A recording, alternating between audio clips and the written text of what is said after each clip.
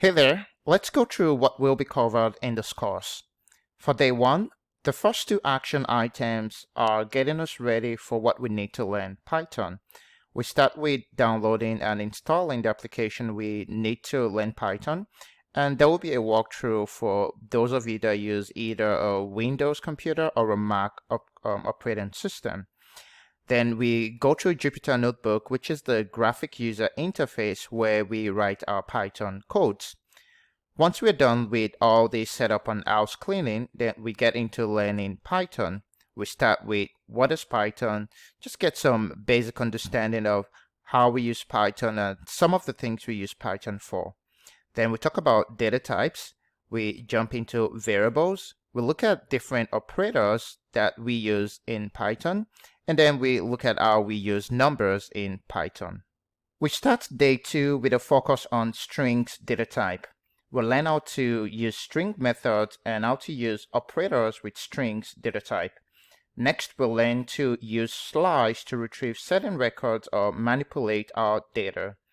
Then we use one of the cool Python functions, which is the format function. We will also learn how to change data type using functions.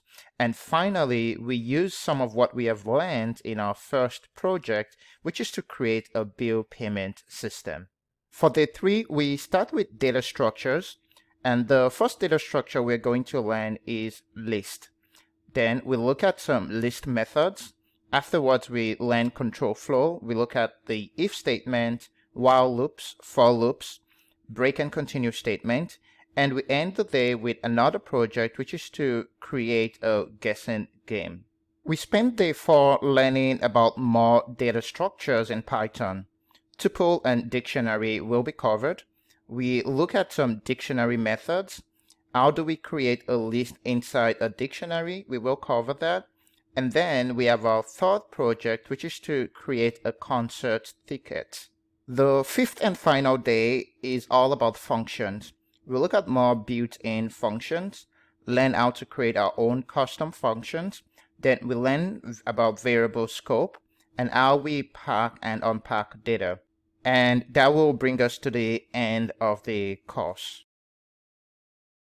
In my experience, installing applications is one of the barriers beginners face in learning a new programming language.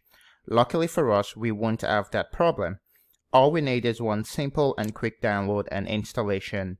The name of the application we are downloading and installing is Anaconda. Once we install Anaconda, we will launch Jupyter Notebook, which is a graphic user interface that allows us to write and run Python codes.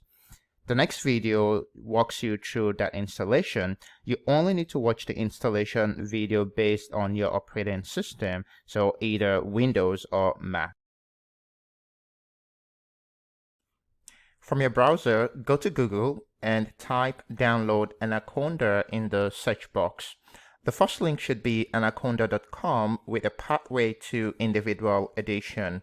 Click on the link. Scroll to the bottom of the page and you should see Anaconda installers. You will be able to select the download file for Windows. As at the making of this video, the most recent edition is 3.8. The edition you see would be the most recent edition and may not be 3.8, which is fine. Click on 64-bit graphical installer and the file should be downloaded within a minute or two, depending on your internet speed.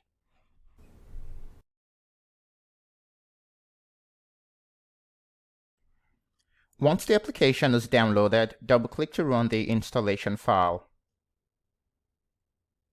Click on Next, and you'd have to agree to the terms and conditions. And I'll click on Next. Click on Next, and go ahead and install the application. And this might take a few minutes for the installation to be completed.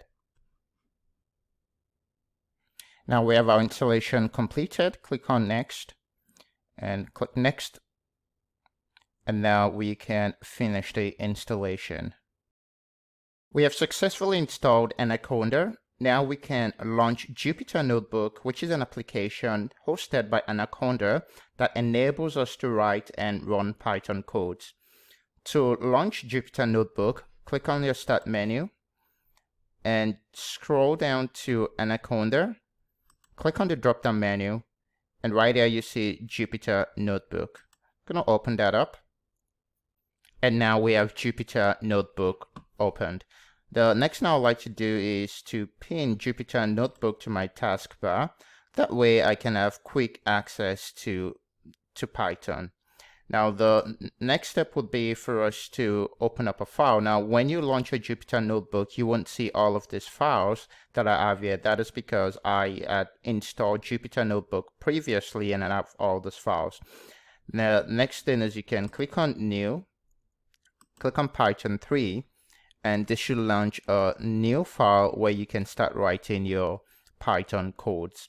In the next video, I'll walk you through the Jupyter Notebook environment and we'll start learning how to code in Python.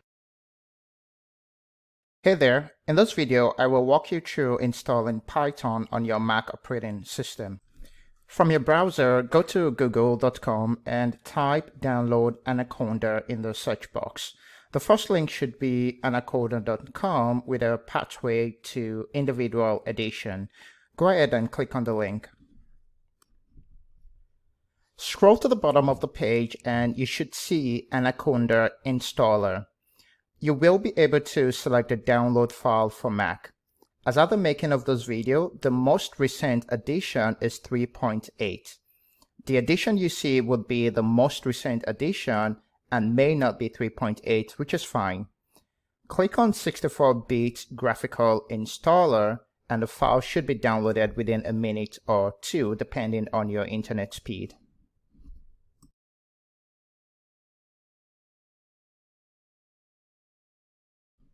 Once the application is downloaded, open your download location. For me, that will be my download folder. Double-click to run the installation package.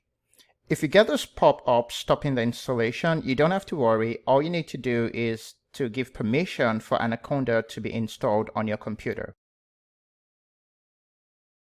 Click System Preferences and click on Security and Privacy. And you can see here that Anaconda was blocked. Now click on Open anyway, and you might need to enter your computer password for this to be completed. Now just click on Continue.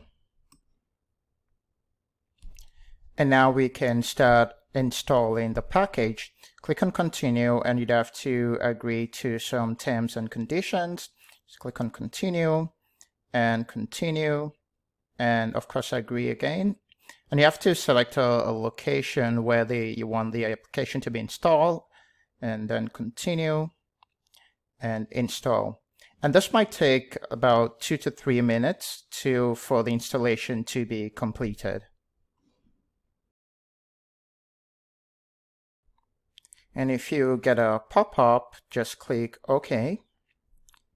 And this is just allowing the files to access your download folder. Now click on Continue, and we have our application has been successfully installed. So we can go ahead and close this and we can move the installer to trash. We don't need that anymore. I'm going to reduce this or minimize this. And now let's open up Anaconda. So just click on Launchpad and type Anaconda in the search box. Double click to launch the application. So we have Anaconda initializing or launching. And it's just going to take a few seconds for that to happen. Once Anaconda is launched, what we notice is that there are several applications that are hosted by Anaconda, but all we need is Jupyter Notebook. Jupyter Notebook is a graphic user interface that enables us to write and run Python codes.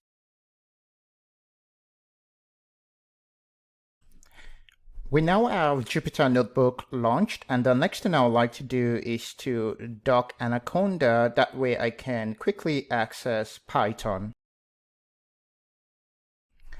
Next, I will create a folder on my desktop where I can save my Python files. And I'm just going to minimize this. And now I will go ahead and click New Folder. And I'll call this folder my Python files. Once the folder is created, now we can go back to Jupyter Notebook and click on desktop. And what we want to do is give access to our desktop. And now we can select that folder. And what happens is that now we can create files that will be saved in this folder. So whatever Python script we write, we can save them in this folder. To create a Python file, click New, then click Python 3. Alright, so we're all set to start learning Python, and in the next video I will walk you through Jupyter environment, then we start coding in Python. Hey there, in this video we will go through the Jupyter Notebook environment. Once you launch Jupyter, you should be presented with this page. On the left you'll have some folders, and some of these folders are connected to folders on your computer. I also have some files right here. You shouldn't have this or have files if this is the first time you're launching Jupyter Notebook. This is because I created these files. Since you'll be working with Python, you may choose to create a folder where you save all your Python files. To do that, click on New and click Folder. Right here, your Untitled folder is created for you. I'll check the box next to that file, to the folder. Click on Rename, and I can call this my Python folder. Click on Rename, and now you can see that this folder has been renamed and created for you.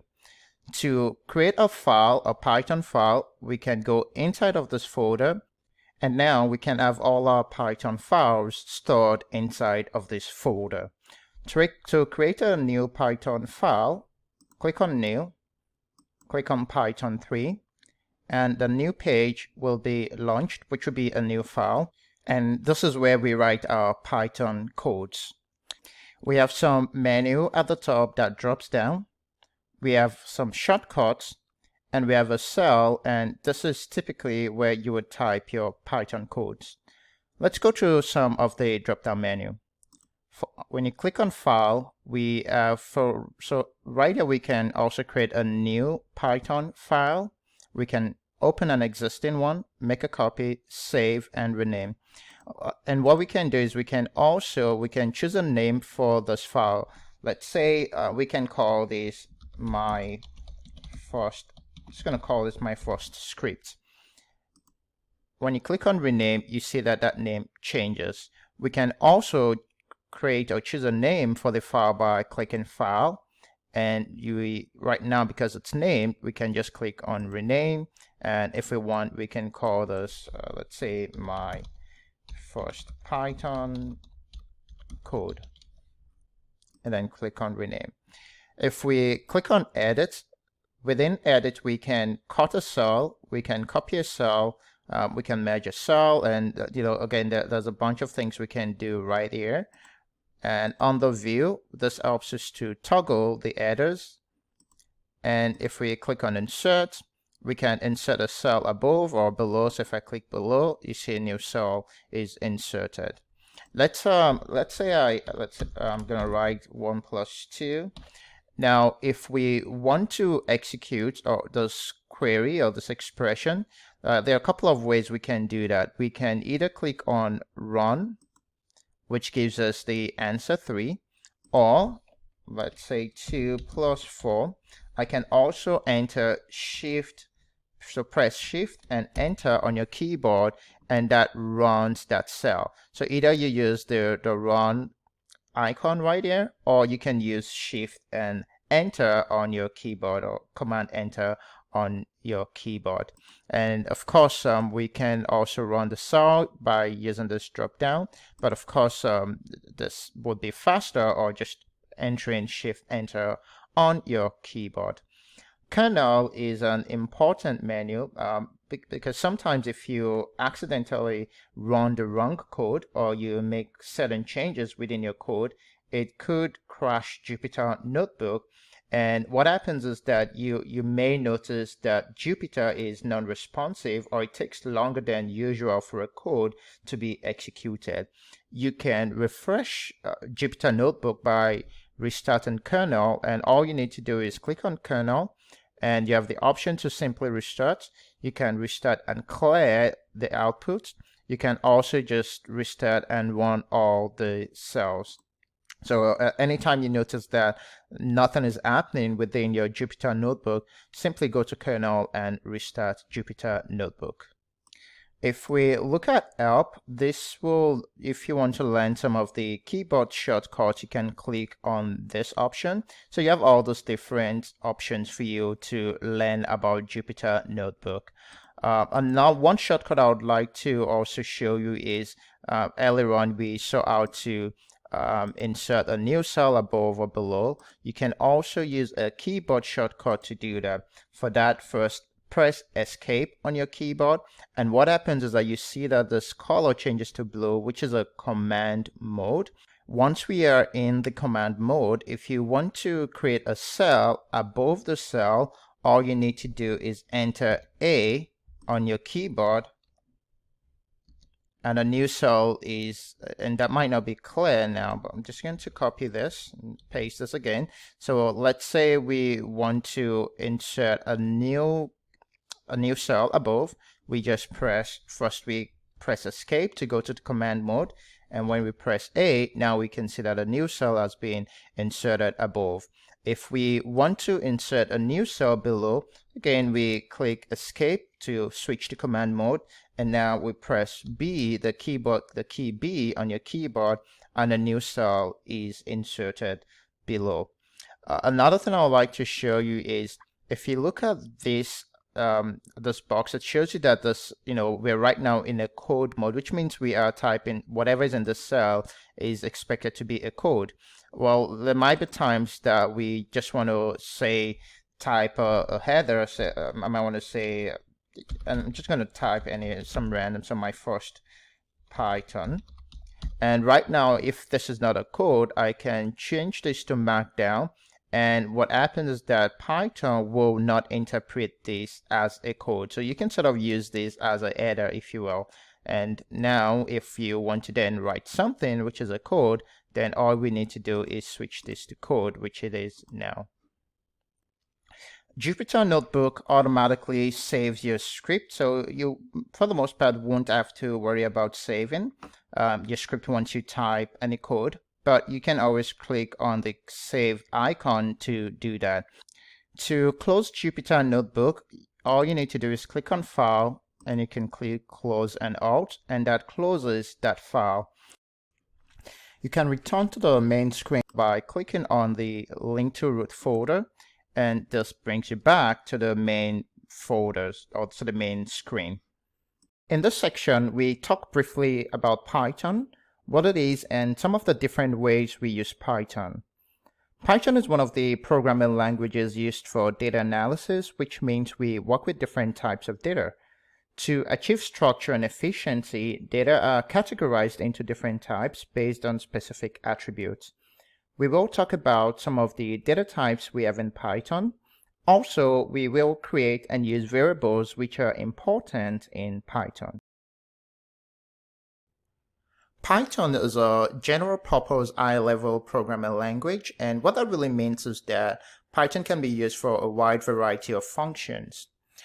Python is heavily used when we think about software development. There are countless mobile or desktop applications, games that are solely built using Python. Another area where Python is used is in web development and web applications, whether you're thinking of a simple basic website to a complex website with advanced features. You can always rely on Python to get the job done. Python is also exceeding other data analytics languages as the primary choice of data analysis because of the ease of use, the flexibilities, as well as the functionalities of Python. When you think about big data, artificial intelligence, and machine learning, Python has several libraries that makes it a perfect choice for data scientists, data analysts, or frankly anyone working with data. And by the way, we will talk about libraries later on in this course. I should also mention that this is by no means all what we use Python for. There's an extensive list of what we can use Python for. And that's why, again, Python is considered as a general purpose, highly efficient programming language. One of the reasons why Python is increasingly becoming the choice programming language is because of the ease of use. Although it is a high-level language and can be used to do complex tasks, Python is very easy to learn, which also makes it beginner-friendly. Compared to some other programming languages, Python has simple syntax and fewer lines of codes. Also, the codes are readable and interactive and can be used across different platforms. Frequently, I get asked the question, why should I learn Python, or should I learn Python? And my response most time is, why shouldn't you? Why shouldn't you learn Python? And I say this because a lot of times I could sense that the reason why I'm being asked this question is the fear. There is that fear that it is difficult to learn Python, or it's even the name Python itself seems scary. And there is that thought or fear that it is difficult to learn Python. As mentioned earlier, and you will see, once we start coding shortly, that it is really easy to learn Python. Also, it's one of the fastest growing programming languages. If you're thinking about going into data analytics, data science, looking into research, predicting and deriving insights, creating models, Python is the go-to language now. So you definitely want to learn Python. And as mentioned earlier on, even for other purposes, building games, software development, web applications, there's just so many ways and so many uses of Python that learning it, you can't go wrong learning Python. And of course, there is an increasing demand for Python developers across different industries. So I will certainly say learning Python cannot be overemphasized. Data type is the classification of different data based on certain attributes. It is similar to how we classify movies into different genres. We have action, comedy, drama, thriller, and one of the reasons why we have this classification is for structure, but also it indicates what to expect within a specific genre. Likewise, classifying data into different types helps with structure and sort of informs the system what to expect as the system prepares to interpret an instruction. And I use the word system as a loose term to avoid technical jargons. Let's take a look at these four basic Python data types. We have integer, which is also referred to as int. Integers contain whole numbers: 8, 23, minus 10, 7, minus 11. So as we can see, it can take on both positive and negative values. We also have float, which takes on fractions or decimal values: 3.4, 15.5, negative 1.5, negative 14.8. So similar to integers, the float data type can also accept both positive and negative values. Then we have the string data type, which stores text information. This could be a word, it could be a sentence. As long as this is a text or character values, these are stored in a string data type. Boolean is used to store either a true or false value. So we have already established that a number like 5 or minus 23 will be an integer because they're all numbers. 3.5 minus 7.8 will be a float data type. Bread, because it's a text or a character, will be a string data type. True and false will be a Boolean data type. We can also confirm the data types of all of those values by using what we call a type function in Python. A type function, and just to explain, the open and close parenthesis is what makes this a function. And the name of the function is just indicated by the name type. So this is a type function. The way the type function works is that any values we impute in between the parentheses, this function will tell us what the data type of that value is. So if we impute 5 into the parentheses and now run this, we see that the output is int, which indicates that this is an integer. Similarly, when we enter -23 into the type function and run this command, it shows that this is also an integer. 3.5 returns a float data type. -7.8 would also return a float data type. Let's verify the next data type, which should be string, because bread is a character or a text value. Let's run this. Now when we run this, we notice that we get an error, and the name of the error says name bread is not defined. Now, the reason we got this error message is because in Python, which is similar, and this is similar to many other programming languages, anytime you're working with a string data type, the values has to be in quotes. To do that, just highlight the word, and on your keyboard, just press the quote or quotation key.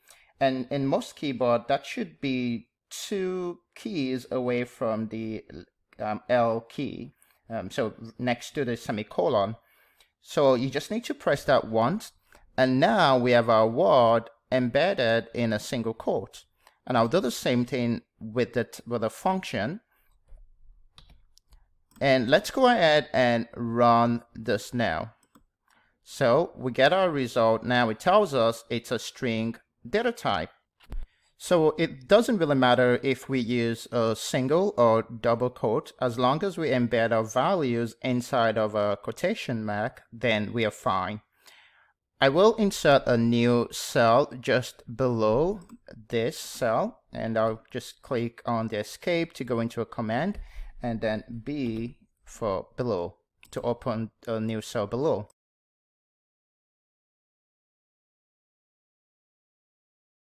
Let's take a look at this text. I am going home at 4 or 5 p.m. We can see that inside of this quotation marks, or inside of this quotes, we have both text and number values. Let's find out the type of this data. When we run the type function, we can see that it indicates that this is also a string data type. The reason is because anything we store, any value we store inside of a quote, whether single or double, is interpreted as a string data type. So even though we have number 4, we have 5. In fact, if we were to add any, just any random symbol, character, and let's run this again, it still returns it as a string data type because it automatically converts whatever is inside of a quote into a string. Moving on, let's take a look at the Boolean data type. As mentioned earlier, true and false falls under a Boolean data type, and typically we will get a true or false response based on an expression. If we look at the expression 10 is greater than 5, this is true because we know that 10 is greater than 5. If we run this, it gives us a true output, and this is a Boolean. If we look at this expression 5 is greater than 20, this is false because 5 is not greater than 20. And when we run this, it tells us this is false. And we can confirm that this is a Boolean by using the type function. And when we run this, it tells us it's bool, which is Boolean. Now, it's also important to note that there is a difference between capital T true and just type in true. While this is a Boolean value data type, this is actually not a Boolean data type. So it's important to note that when we use the Boolean data type, the T has to be capital, just as the F in the false has to be capital as well. And let's just try this out. If we use the type of true and run this, it tells us that the name true is not defined. And let's try false. And let's run this as well. And we get the same error message that the name false is not defined. But if we change this now to a capital F and run this, we get a Boolean value. If we change everything to true and run that, we also get a Boolean value. And now I'm just going to save this file. And to do that, I just click on File, and we can say Save As, and I'll call this Data Types. Go ahead and save this. Next, let's talk about variables. In Python, we get to work with a lot of data, and we have to store that data somewhere. This is what variables are used for. Variables are containers used to store data or information. Consider this image. Inside of this container, we have different values. We have text, we have numbers, we have character values, and we also have symbols. Now, all of this is contained inside of the container, right? The container, as mentioned earlier, is the variable because it stores all those values. For us to access the values inside of the container, we need to give a name to our container or our variable. So we can pretend that the name of this container is my stuff. And now that we have a name for our container, we can access the content of the container by accessing the name of the container. Let's go ahead and create a variable that we can use. I will create a new Python file by clicking on New, Python 3. I will create new cells by switching to the command mode. I'll click on Escape to do that, and then just the letter B. Now let's create a variable. The name of the variable will be X, and now we want to assign a value to X. To do that, we use the assignment operator, which is just equals. And what's the value or the content of the variable X? And now we just want that to be 5.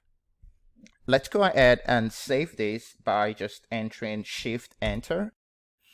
Now, to access the content of the variable X, all we need to do is, if we type X and now Shift Enter, it gives us an output of the content of the variable, which is 5. So what Python is doing is, when we ask Python to print out X, it goes into X, the variable X, and goes into the content. It sees that there is a value of 5 and just displays that value for us. Let's say X equals 3 plus 5. Shift Enter to save that. And now we type X and we want to print the values of the content of X. Shift Enter, it tells us the value, it tells us 8. Now in the situation, what Python is doing is, again, it goes into the variable, it says that there's 3, and there is an operator plus, which is to add both values together, and it simply adds those values and gives us the results. Let's change the value of X again. This time we want to say X equals Happy Birthday. Now let's save that and let's print out X. It gives us the value Happy Birthday. There are two things you may have noticed from the examples we've done so far. The first is that it is easy to override the values within a variable because we started with x equals to 5, and by simply typing x equals to 3.5, that overrides the initial value we entered into x. In the same way, we change the values or the content of x to happy birthday so easily by just assigning a new value to x. Another thing that we may have noticed is that it's also easy to change the data type. We know that 5 is an integer. We know that this 3.5 plus 5, 8 is an integer. And now we have a string value inside of x. And this is because Python is dynamically typed. Dynamically typed simply means that it is easy to alter the data type of the values within a variable. In some other programming languages, you have to define the data type that will be contained in a variable. And once you define that, you can't just insert a different data type into it. So once you declare something an integer, the values that has to be inside of that variable has to be an integer. And the same way, if you declare it a string data type, then you can only insert strings into that variable. But with Python, you can easily change, or you can easily impute any data type in a variable. Let's try a couple more examples.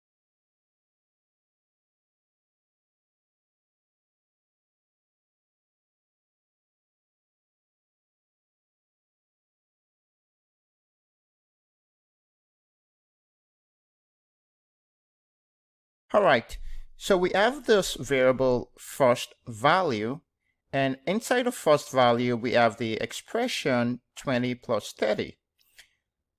Before we go into the expression, the reason why I have the underscore between first and value is because in Python, and this is similar to some other programming languages as well, when we name our variable, we don't want spaces between, if the name of the variable is more than a word, we don't want spaces between those words.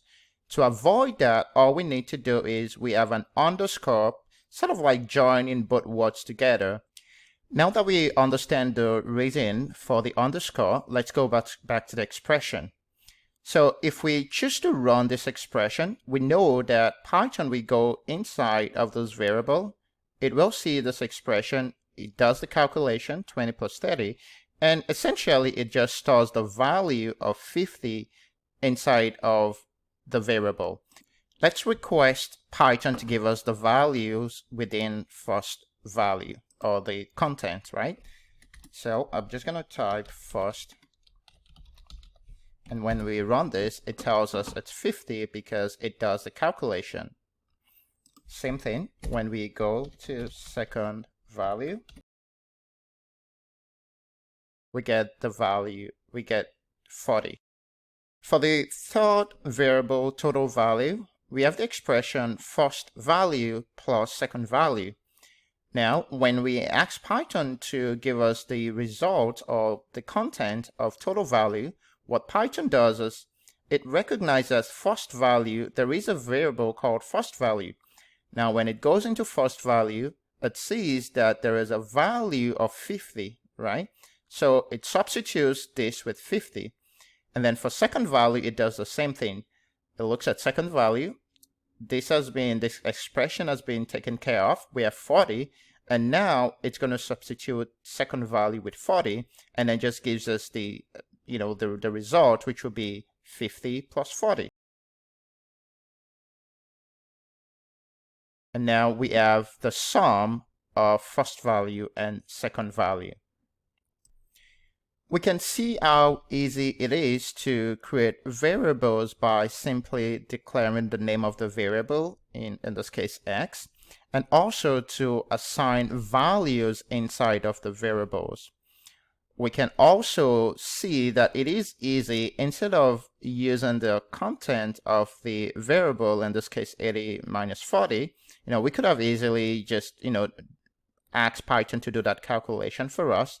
But we see that we can manipulate the variables in a way that instead of using the content, we can simply use the name of the variable to achieve the same thing. And I'm just going to save this file. Let's call those variables.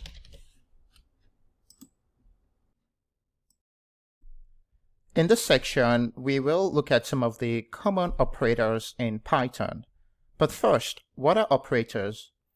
Operators are special symbols used for arithmetic or logical operations. Let's take a look at what we have here. So we are declaring a variable x, and we are assigning a value of 8 to x. The symbol we have here, which is the equal symbol, is an operator. And the operator tells Python what to do with the expression. So in this case, we are saying, let's assign the value of 8 to the variable x. Assign the value 2 to the variable y. Moving down, we have x plus y. The plus is an operator which is saying add the values on the left with the value on the right and give us the answer. So we are familiar with, the plus sign, the minus sign, and this is division.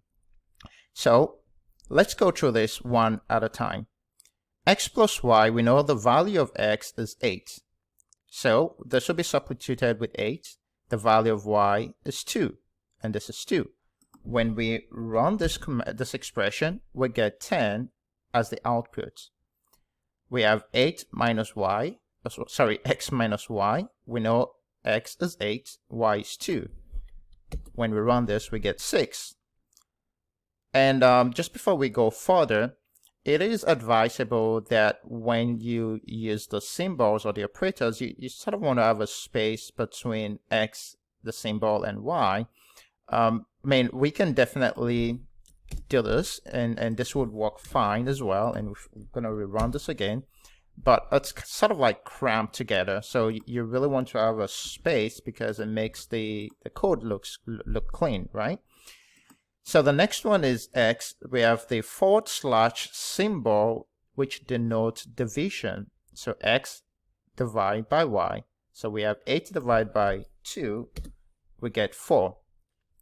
Well, we see that the output says 4.0, and we know that 4.0 is a float data type. So we should get a whole number 4. Now, the reason we get 4.0, there's a long story to it, but the short story is that it's really for extra precision. In Python, in the older Python, which is Python 2, whenever you divide a value, you always get an integer or a whole number. And that used to be a problem because let's say, for instance, you divide 4 divided by 8. This gives us 0.5. But then in Python 2, what would happen is when you have this expression, you get 0 because it really just rounds everything up to an integer. And you can imagine how this would be a problem in certain calculations.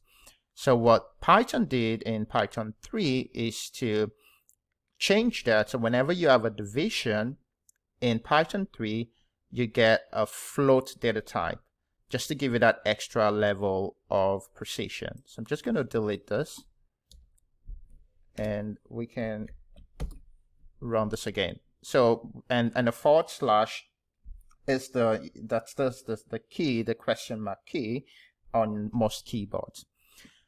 Next, we have the asterisk, which is multiplication. So right here, what we're doing is we want to multiply the value of x by the value of y.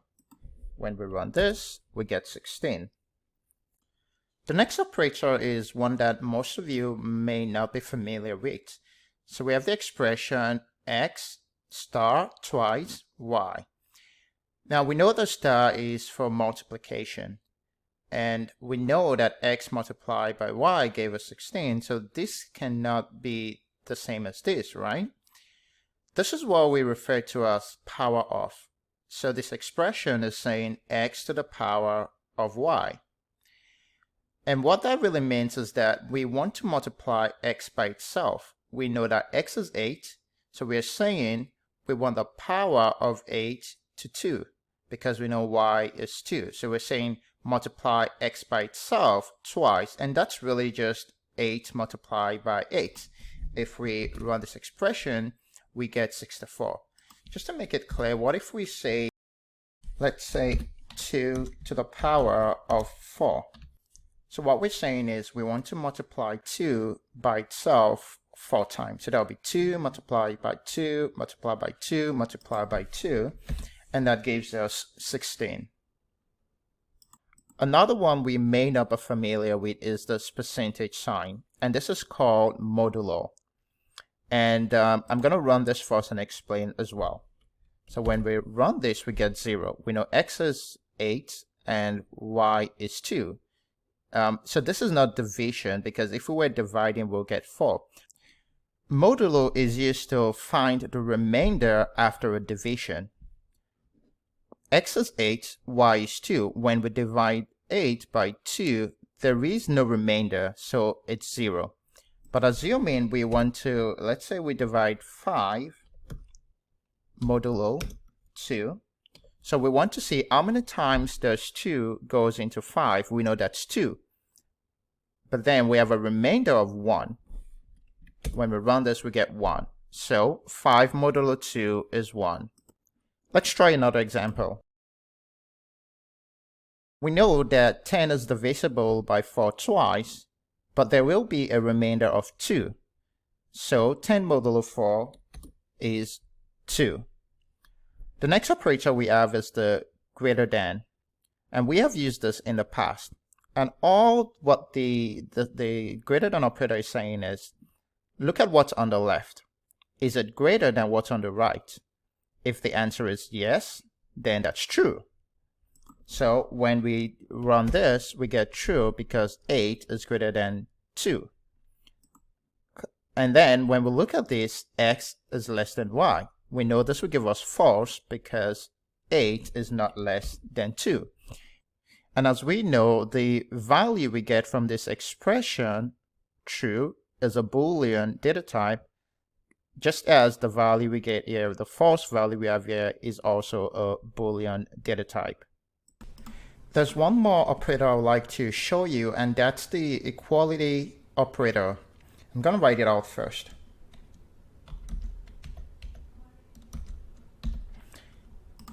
Now, we have the equality operator denoted by 2 equal symbols, and the reason is because we cannot use just a single equal symbol, because we know that we use that for variables. We use that to declare a variable as well as to assign values to the variable. So if we want to test the expression, if let's say x is x equal to y, we use 2 equal symbol. When we run this expression, it gives us false because 8 is not equal to 2, right? Let's try another expression. Is 2 equal to 2? When we run this, it is true because 2 is 2, right? Is 5 equal 10? We get a Boolean response, which is false because 5 is not equal to 10. As we already know, Python helps us to work with different data, one of which are numbers. When Python needs to perform a conflicting numeric operation, it needs to decide on how to proceed. Let's take a look at these expressions below. We have 2 plus 3 multiplied by 5. So 2 plus 3 is 5, and when we multiply 5 by 5, we get 25. We have the same expression below, which is 2 plus 3 multiplied by 5. What if we first multiply 3 and 5? That gives us 15, and when we add 2 to 15, we get 17. So we have the same expressions giving us 2 different answers. How do you think Python would fix this, or how do you think Python would solve this problem? Well, Python uses an order of operation, which is Pemdas. P for parentheses, exponent, multiplication, division, addition, and subtraction. And the way it works is that parenthesis comes before exponent, and exponent before multiplication, and multiplication before division, and addition and subtraction. So when we look at this expression, what Python does is, because multiplication comes before addition, first it has to multiply 3 and 5, which gives 15, and then add 2 to 15, which gives 17. So when we run this run this, we get 17, because that's the way Python would do this calculation. Now, what if we want to force this Python to first calculate 2 plus 3? Well, we can do that by simply imputing 2 plus 3 in parentheses, because by order of operation, we know parentheses comes from multiplication. So this way now, 2 plus 3 will be calculated first. We get 5, and then 5 will be multiplied by 5. And this gives us 25. Before we move on to the next topic, I'd like to introduce us to Python library. And we can think of library just as the library we have in the real world. Python library really also contains data and information and things that we can use that makes it easier for us to work with Python. One of the things that are stored inside of a Python library are functions. These are inbuilt functions. Now, later on in the course, we will talk about functions, and we will actually create our own function as well. But in the meantime, you can think of functions as a compilation of codes. So instead of always having to type out a bunch of code to perform a certain task, we can go into a Python library if it has that function and just use that function to perform that task. So that saves us time. It makes it easier for us to also work with Python. I'm going to show you how to get to Python library. So if you click on help, we click on Python reference, we get to this documentation page, and at the top right corner we have models. When we click on models, and what we have here is a list of different models that are used to do different things. So assuming we wanted to go into a math model, which is one of the models that we have, and under M, I clicked on M, and under M you see math. So if we look at the top here, it says mathematical functions, and what this is just showing us different types of functions, inbuilt functions under the math model. And of course, we won't be going through all of this. I mean, I would show you a couple of the functions here that we can use, but this is also just to show you that you can always come if you need to learn more things. Maybe you're thinking, is there a way of doing a particular mathematical operation, and you're wondering, well, you can always come into the library and look at a different function, and perhaps you might be able to find one that achieves the purpose of what you're trying to do. But why don't we try one of those functions? So we have the math.ceil function. Now, like I said, we're right now inside of the math model.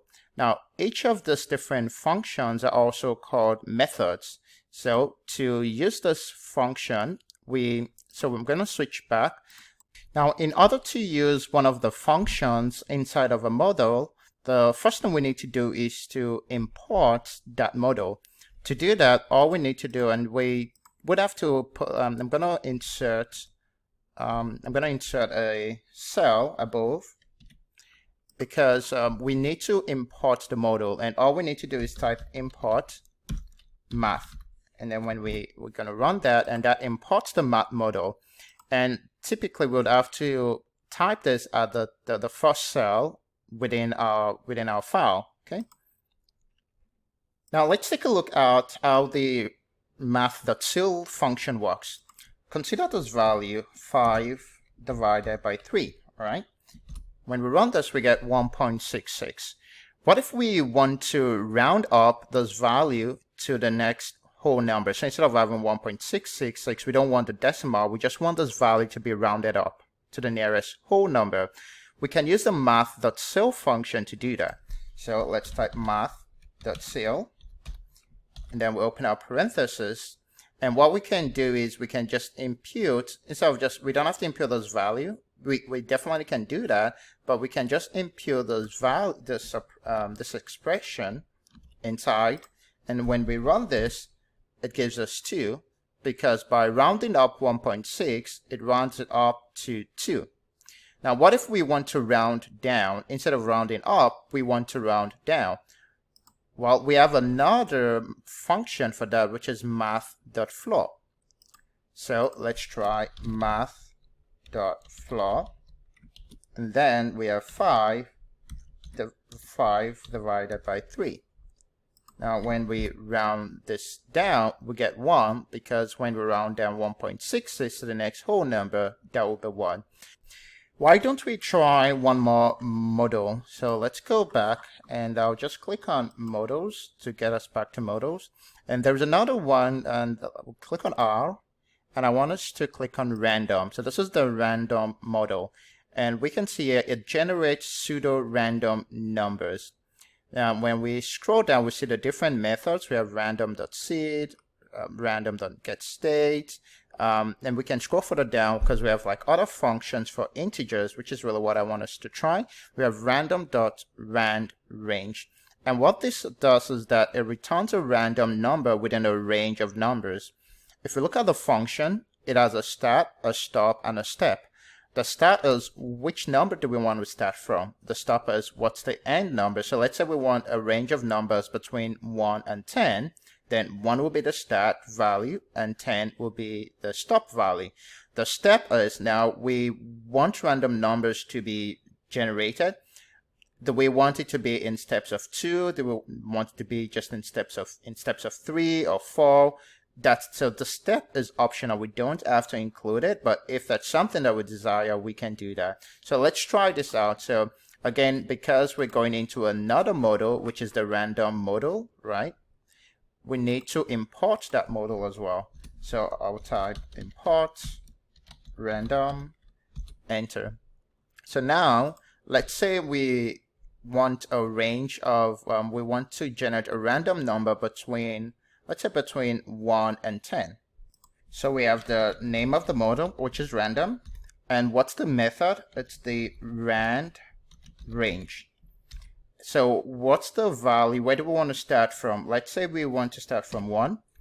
And what's the last value or the range? So that's between 1 and 10. And like I said, the step is optional. When we execute this, it gives us a random number 3. Let's execute again. It gives us a random 2, random 4. And of course, the number that you will get might be different from the random values is being displayed for me. Now there's another, let's say there's another random method, which is Randint, and it's very similar as well. And what that does as well is that it also gives you a random integer number, and you also have to declare the starting point as well as the ending point. So let's try that. Let's say random.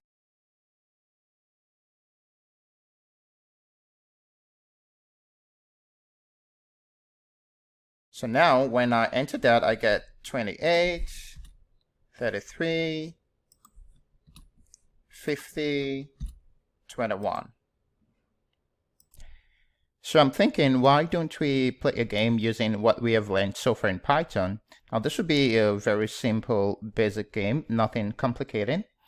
And the first step is create a variable. The name of the variable will be number.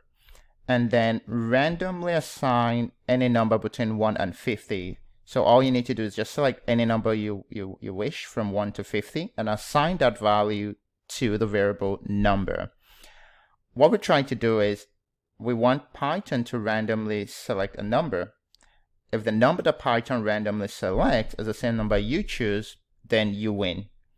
If the number that Python selects is different from the number you choose, well, let's just say we all win. There's really no loser in this game. So go ahead, you create that variable, assign a value, and once you're done, come back, and then I'll create another variable, and then use the Python, one of the Python methods to randomly select a number.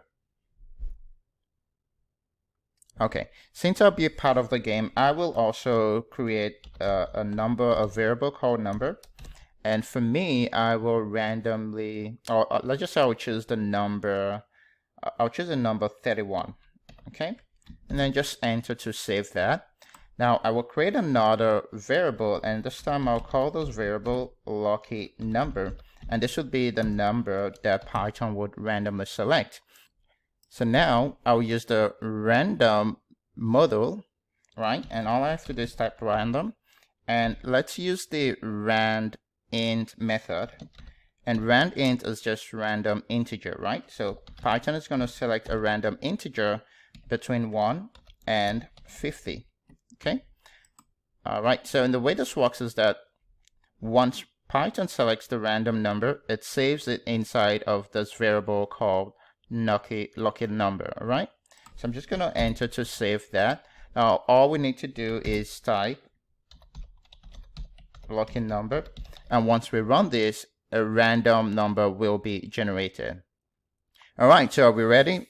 Drum roll, please. Okay, let's see what the first number will be.